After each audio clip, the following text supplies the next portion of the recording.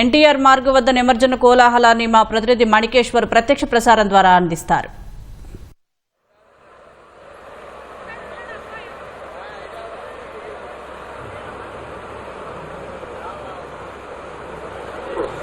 శర్మ భాగ్యనగరంలో లంబోదరుడి గంగమ్మ ఒడికి చేరుకునే కార్యక్రమం అట్టాసంగా ప్రారంభమైంది. అంటే వాస్తవంగా రాత్రి నుంచే వినాయక నిమజ్జనాలు కొనసాగుతున్నప్పటికీ ఖైరతాబాద్లోని గణేశుని పూజా కార్యక్రమమే ప్రధాన కేంద్రంగా నిమజ్జన యాత్ర ప్రారంభమైంది. ఖైరాబాద్లో వినాయకుడి పూజా కార్యక్రమం పూర్తిగా అయింది. అక్కడి నుంచి లంబోదరుడు ట్యాంకు బండ్కు వస్తున్నారు. అక్కడ ఆ కార్యక్రమం మధ్యాహ్నం 1:30 నుంచి 2 గంటల మధ్య జరిగే అవకాశం ఉందని మనకు తెలుస్తుంది. మొత్తం దీనికోసం కూడా అధికార యంత్రాంగం అటు హిందూ ఉత్సవ సమితి లేదా పోలీస్ యంత్రాంగం పకడ్బందీ ఏర్పాటు చేసింది. ఇప్పుడు మనం ఎన్టీఆర్ మార్గంలోని ట్యాంకు బండ్ దగ్గర ఉన్నాము. అంటే ట్యాంకు బండ్ చుట్టూరా ఇప్పటికే ఒక వినూత్నమైన ఒక ఆహ్లాదకరమైన వాతావరణం నెలకొంది. ఎటు చూసిన క్రేన్లు వినాయకుల రావడము, ఆ గణపతి బొప్ప మోరియా పుడిచా వర్ష లౌకర్య అనే నినాదాలతోని ఒక ఆహ్లాద వాతావరణం కనిపిస్తుంది. సహజంగా హైదరాబాద్లోని హుస్సేన్ సాగర్ మొత్తం కూడా వాహనాల రాకపోకలు రైమంటే కనిపించే దృశ్యం మనకు ఎప్పుడు కనిపిస్తుంది. కానీ దానికి భిన్నంగా ఇప్పుడు హుస్సేన్ సాగర్ తిరుగుల చుట్టూగా ఒక పండగ వాతావరణం కనిపిస్తుంది. క్రేన్లు వినాయకుల శోభయాత్రతో ఎటు చూసినా ఒక జన సందోహం కనిపిస్తుంది. దీన్ని వీక్షించేందుకు కూడా భారీ ఎత్తున ప్రజలు వివిధ ప్రాంతాల నుంచి తరలి వస్తున్నారు. మొత్తం మీద వినాయక నిమజ్జనాలు దాదాపుకు 40 గంటలు పడతాయని చెప్పే ఒక అధికార యంత్రాంగం అంచనా వేసింది. 50,000 వినాయకులను గంగమ్మ ఒడికి చేరుస్తారని కూడా అధికార యంత్రాంగం అంచనా వేసింది. వీటిని చూడడానికి 10 లక్షల మంది భక్తులు అంటే ప్రజలు తరలి వస్తారని కూడా ఆ పోలీస్ యంత్రాంగం అంచనా వేసింది. దానికి అనుగుణంగానే పోలీస్ యంత్రాంగం అడుగడుగున నిఘా పటిష్టం చేసింది. మనం చూడొచ్చు ఇప్పుడు ట్యాంకు బండ్లోని ఎన్టీఆర్ సాగర్లో వినాయకుల నిమజ్జనం కొనసాగుతుంది.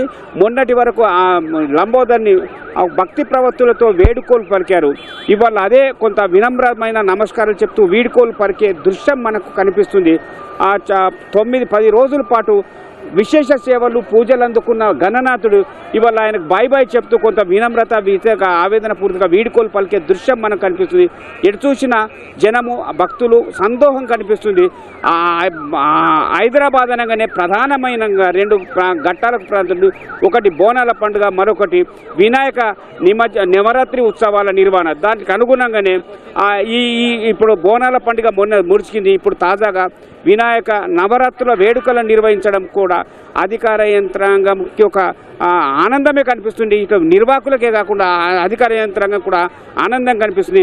మనం ఇప్పుడు చూస్తే ప్రతి వినాయకుడిని కూడా ఇట్లా ప్రత్యేక ఒక్కొక్క వాహనానికి ఒక క్యూఆర్ నంబరు అధికార యంత్రాంగానికి వచ్చింది. ఆ క్యూఆర్ నంబరు ఏ క్రేన్ దగ్గరికి వెళ్ళాలా, ఏ క్రేన్ దగ్గర నిమజ్జనం చేయాలని చెప్పి దానికి అనుగుణంగా ఎక్కడి నుంచి ఎటువైపు వెళ్ళాలని మార్గాన్ని కూడా పోలీస్ యంత్రాంగం ముందుగానే రూట్ మ్యాప్ చేసింది.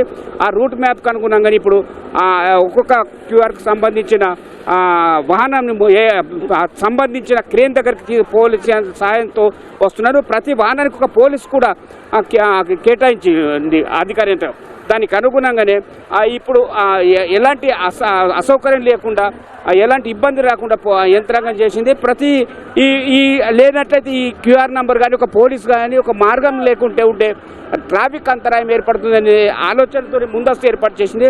దాదాపు ఇప్పుడు ట్యాంకు బండి పరిసరాల్లో 40,000 క్రేన్లు ఏర్పాటు చేశారు. 40 క్రేన్లకు అనుకున్నది చూడండి. మనం ఇప్పుడు వీడుకోలు పలకడానికి వినాయకుని తీసుకొస్తున్న సన్నివేశం కనిపిస్తుంది. 9 రోజుల పాటు వీరు వినాయకుని సేవలో నిఘ్నమయ్యారు. ఇవాళ గంగమ్మ ఒడికి చేర్చేందుకు ఇప్పుడు తీసుకొచ్చారు. వీళ్ళ ఒక్క వాహనాన్ని గంగమ్మ ఒడికి తీసుకురావడానికి దాదాపు 2-3 గంటలు 3-4 గంటలు పడుతున్నది. ఇప్పుడు మనం ఇక్కడ మీరు ఒక నిర్వాహకుడు చెప్తాం, మీరు ఎక్కడి నుంచి తీసుకొస్తున్నారు, ఎన్ని గంటలు మీకు మనం చెప్పండి. మేము మేదీపట్నం నుంచి వచ్చాం. నియర్లీ 3 అవర్స్ పట్టింది. ఇక్కడ నుంచి ఇక్కడ యూటర్న్ చేసుకుని 3 అవర్స్ పట్టింది మాకు రానికి. మీరు ఎప్పుడు 7 o'clock బయలుదేరాం. అంటే ప్రతి వాహనం రాకపోవడానికి ఒక సమయం పడుతుంటే ప్రతి అడుగడుగున వినాయక నిమజ్జనము ఉన్నది. నిమజ్జనానికి సంబంధించిన సరే ఎట్లా ఉన్నది ఇక్కడ పరిస్థితి మీరు చూస్తున్నారు? హైదరాబాద్ భాగ్యనగరానికి శోభనిచ్చే రెండు పండుగలలో ఒకటి ఆషాఢ మాసంలో వచ్చే లష్కర్ బోనాల పండుగ, ఆ తర్వాత సెప్టెంబర్లో నిర్వహించే గణేష్ ఉత్సవాలు అనేటి అద్భుతమైన పండుగ ఇది. గంగా కావేరి యమున సరస్వతి సంగమంలా ఇక్కడ హుస్సేన్ సాగర్ వద్ద వేలాది మన్ను విగ్రహాలు నిమజ్జనానికి తరలి వస్తున్నాయి.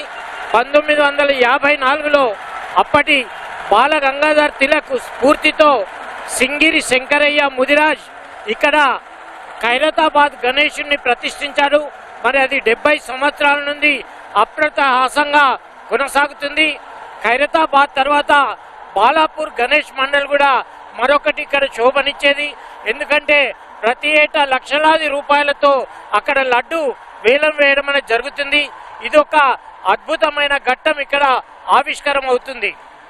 ఇలా అంటే ప్రతి ఒక్కరిలో ఒక నూతన ఉత్తేజాన్ని, ఆనందాన్ని, ఆత్మీయతని పంచే ఈ వేడుక ఇవాళ మొదలు అంటే ఖైరతాబాద్ వినాయకుని ఆ పూజతో ప్రధాన ఘట్టం ప్రారంభమైంది. 40 గంటల పాటు ఈ కార్యక్రమం కొనసాగుతుందని అధికార యంత్రాంగం వేస్తుంది. అంటే రేపు మధ్యాహ్నం, ఆదివారం మధ్యాహ్నం వరకు ఈ హుస్సేన్ సాగర్ తీరమంతా భక్తజన సముద్రంగా అనే కోలాహలంగానే ఉండే అవకాశం ఉంది. ఇది ఇక్కడ తాజా పరిస్థితి. కెమెరామెన్ నవీన్తో మనీ, హోటల్ స్టూడియో.